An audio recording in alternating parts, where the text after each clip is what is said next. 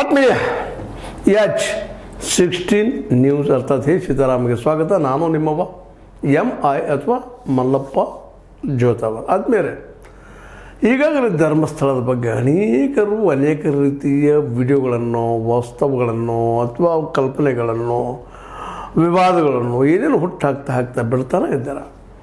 ಅದೊಂದು ಇಶ್ಯೂ ಇವತ್ತು ಕರ್ನಾಟಕದ ಜ್ವಲಂತ ಇಶ್ಯೂ ಆಗಿ ಹೋಗ್ಬಿಟ್ಟದು ನಮ್ಮ ಯೂಟ್ಯೂಬರ್ಸ್ಗಳಿಗೆ. ಮತ್ತು ಅದೇ ಕಾಲಕ್ಕೆ ನಮ್ಮ ಮಾಸ್ ಮೀಡಿಯಾದ್ರು ಸಹ ಸಾಕಷ್ಟು ಚರ್ಚೆ ಆಗ್ತಾಯಿದೆ.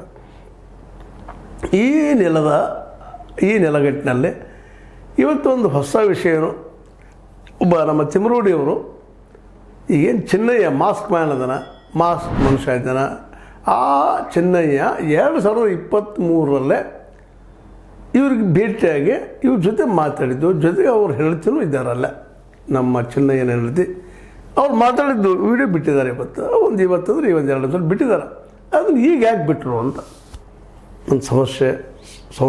ಯಾಕೆಂದರೆ ತಿಮ್ರೋಡಿಯವರು ಮತ್ತು ಮಠಣ್ಣವರು ಬಹಳ ಪ್ರಮುಖರು ಈ ಒಂದು ಸೌಜನ್ಯ ಕೇಸಿನ ವಿಷಯದಲ್ಲ. ಸೌಜನ್ಯಾಳ ಕೇಸ್ ಇವತ್ತು ಏನಾದರೂ ಜೀವಂತ ಉಳಿದಿದ್ರೆ ಅವರ ಸಾಹಸ ಅದರಲ್ಲಿ 2 ಮಾತಿಲ್ಲ, ಬುದ್ಧಿವಂತಿಕೆ.